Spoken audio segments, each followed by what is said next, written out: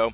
My call sign is Wiz, and had an epic weekend, folks. I apologize for the lack of a Monday market outlook and a Friday market wrap-up. We had I was out on an airliner out to San Fran, to and from on Friday and Monday. Absolutely five-star weekend. You can count on one hand the number of five-star weekends or days you have in your life, and that was one of them.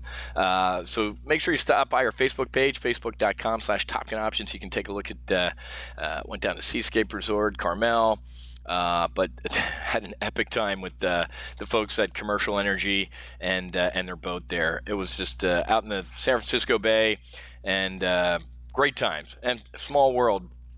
This guy right here, his name's Scott Cartvet Intake. He was the number 5 opposing solo on the Blue Angels the year he got. They took out a 2-seater, and I jumped in the number 4, the slot position on the Blues, and it was epic. So I shot him a text on Friday saying, "Hey man, I always thought I'd be a narrator for the Blue Angels. I just didn't think it would be on a party boat with a drink in hand." He's like, "Dude, I'm here." Turns out Intake, he flies for United Airlines, and he was the United Airlines did a 747 flyby. And he was the ground, since he was a former Blue Angel, he's kind of like the ground coordinator for United Airlines. So that was comical that too old, but I went through flight school in 1992 with Intake, so he and I are good buddies. There's Curry. He's the CEO of Commercial Energy. I was out there with his team members and his clients, about 300 people on this party boat. So it was epic. Great time. The Blues look great. Unfortunately, a lot of fires out there in San Fran and the Napa and the Bay Area. It's not too good, but thoughts and prayers with those guys. But epic weekend. Stop by our Facebook page. Make sure you click like, because that helps spread the word about TGO. All right, let's get airborne. Again, this is my October. I hope this doesn't happen. I want to be wrong. I want to be at our live event in Lake Tahoe, and over a couple of cases of Camus say, "Man, I was wrong about October." It's getting. As I'm speaking to you, there are men and women trying to do things to North Korea. Computer hacks, maybe some other sort of stuff. It's going to come to a head, folks. It's not looking pretty on our end when you have the president more or less saying mine's bigger than yours. Asked about Rex Tillerson's potentially calling him a moron last week, the president said today, "I think it's fake news, but if he did, I guess we'll have to compare IQ test, and I can tell you who's going to win."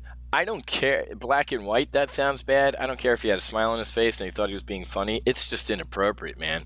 When you lose me, you lost me. This isn't good. So, and the whole public good cop, bad cop with him undercutting a Secretary of State, like, dude, I don't know why you're wasting your time. Only one thing's going to work with this guy, implying force. You know what? Pick up the phone, man. In the military, we were taught to counsel in private and praise in public, man. So Tillerson and the Secretary of State Mattis are meeting with the president here in a little bit, and we'll see what they have to say. But the sabers and the war drums are beating louder.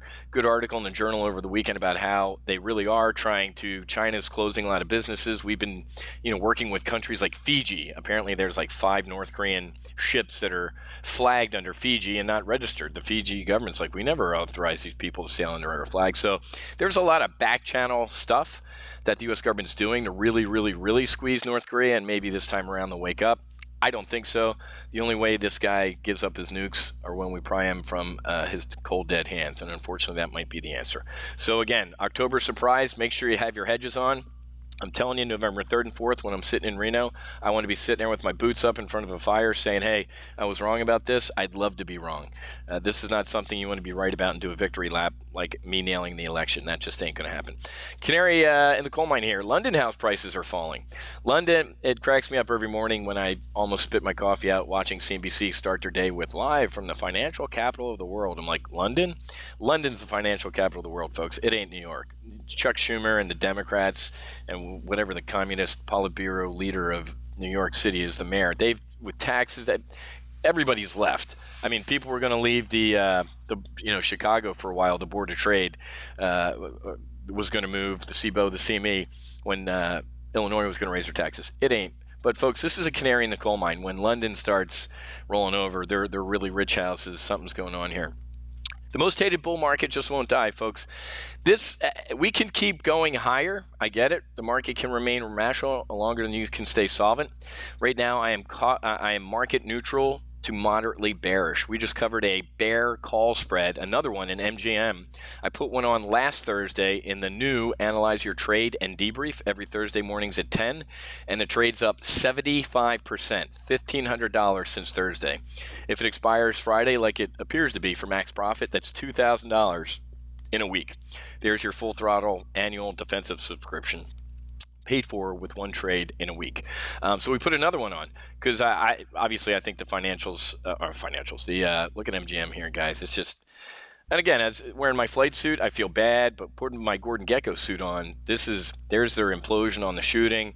They didn't even get half the. This wasn't even a dead cat bounce. This is dead. So I'd be pounding the hell out of MGM into the dirt. We might make $4,000 in 2 weeks off MGM. Not, I'm sad about it and all that stuff, but making $4,000 makes me a little bit happier. So, but why am I bringing that up? Because I'm market neutral to moderately bearish, and these headlines have to make you freak out. Trump tax plan on verge of disaster amid Corker feud and Rand Paul rejection. The Corker thing over the weekend, folks, it's comical. It's embarrassing for both these men, the president of the United States and Corker saying, the White House is nothing more than adult daycare, and it looks like somebody failed to show up for work today or something. I'm like, holy shit, man. A United States senator, a Republican, whose approval rate's at 35. That's why he's not running for re-election. He's another rhino, a Republican in name only, like a McCain or the other ones. So I think this is the end of the Republican Party, folks. We elected a full sweep from the White House to the House to the Senate, and they can't get shit done. I'm done with all these guys. But anyway, my point being is this: tax reform. This is I call this the Obama Hope and Change rally. Thank God that guy's gone. Lando Calrissian, a smooth-talking black guy from Cloud City. Although Chicago probably wishes they were Cloud City. This is a hope rally, man. I hope he can repeal Obamacare. I hope he can get infrastructure spending. I hope he can get tax reform. He hasn't gotten any of it. The only thing out of the four, the only thing I didn't mention was financial deregulation, gutting Franken-Dot. And, Steve Mnuchin, the Treasury Secretary, has taken a pen and done some good work there. But, guys, if this headline, I get the New York Times, I wouldn't use it to wrap a dead fish announcing Luca Brazzi's death. It's a rag, but these are liberals. Gary Cohn's a liberal, voted for Clinton. He ain't no dyed-in-the-wool conservative anyway. Mnuchin's a smarmy dude. Leaving the personal stuff out of this. Gary Cohn and Steve Mnuchin on this whole tax reform. Remember him like in the spring saying, oh, we'll get it done by August. Never happened.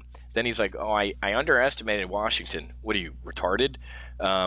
And then he's now like, well, hopefully we get it by the end of the year.